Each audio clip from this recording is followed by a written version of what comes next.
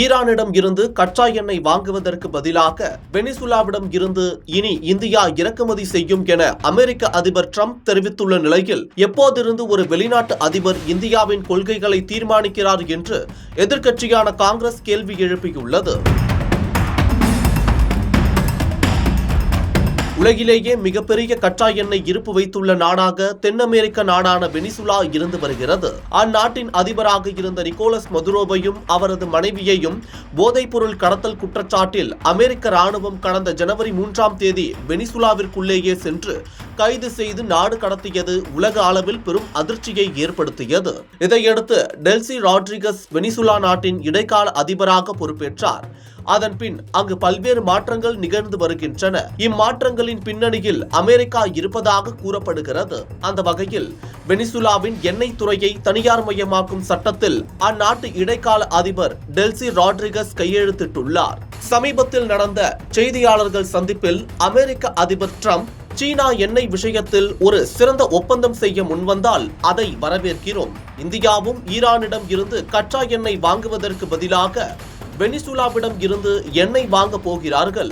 இது தொடர்பாக ஏற்கனவே ஒரு ஒப்பந்தம் மேற்கொள்ள நடவடிக்கை எடுக்கப்படுகிறது என்று அவர் தெரிவித்துள்ளார். உக்ரைனில் நடந்து வரும் போருக்கு மத்தியில் ரஷ்யாவின் வருவாயை கட்டுப்படுத்த அமெரிக்கா பல்வேறு நடவடிக்கை எடுத்து வருகிறது. ரஷ்ய எண்ணெயை வாங்கிய காரணத்தினால் இந்தியா மீது அதிக வரிகளை விதித்து ட்ரம்ப் அறிவித்திருந்தார்.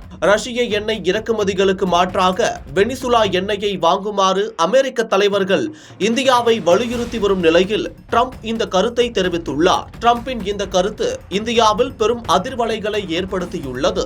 இந்தியாவின் வெளியுறவு முடிவுகளை அமெரிக்க அதிபர் ட்ரம்ப் முடிவெடுப்பதா என்ற கேள்வியை எழுப்பியுள்ளது எதிர்க்கட்சியான காங்கிரஸ்.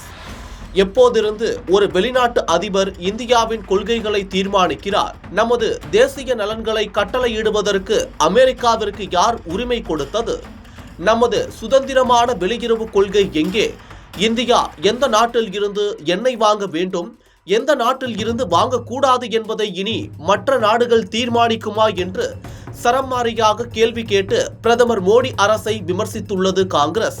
அது மட்டும் இல்லாமல் அதிபர் டிரம்பிற்கு முன்னால் நீங்கள் அமைதியாக இருப்பதற்கு காரணமான அந்த ரகசியம் என்ன என்றும் காங்கிரஸ் கேள்வி எழுப்பியுள்ளது. இந்தியாவின் எண்ணெய் தொடர்பான விவகாரத்தில் அதிபர் டிரம்ப் தலையிடுவது இது முதல் முறை அல்ல என்பதும் குறிப்பிடத்தக்கது.